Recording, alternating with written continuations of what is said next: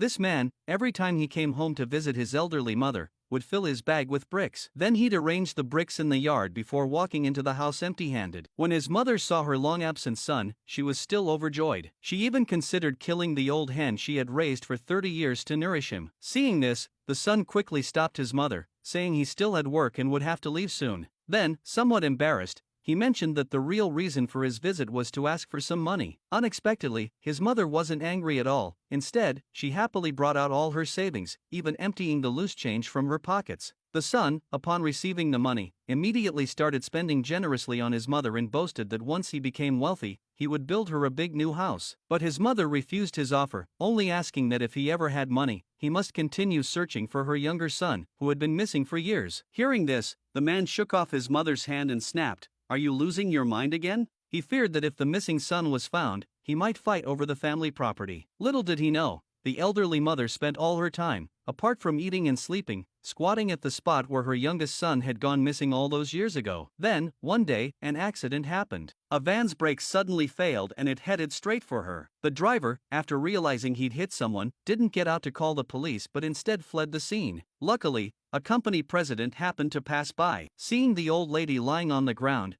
she didn't hesitate and rushed her to the hospital. But the doctors informed her the situation was critical and that a family member was urgently needed to sign for surgery. So the president instructed her assistant to quickly find the old lady's family. When the son was contacted, he was shocked to know his mother involved in an accident. The assistant replied, "Your mother is still in surgery. The condition isn't clear yet and the surgery fee is about $100,000. Hearing this figure, the man was stunned on the spot because he simply didn't have that kind of money. His girlfriend then pulled him aside, suggesting that given the situation, it would be better to just go ahead and arrange a funeral for his mother. That way, not only would he get rid of a burden, but he could also collect a decent amount of condolence money, which could serve as their wedding fund. Although the man was reluctant at first, the thought of finally being able to marry convinced him to agree. As they were leaving the hospital, the company president happened to come out holding the payment slip. At the same time, the assistant had just finished checking the elderly woman's identity and shockingly discovered that this woman was actually the president's biological mother. To be certain,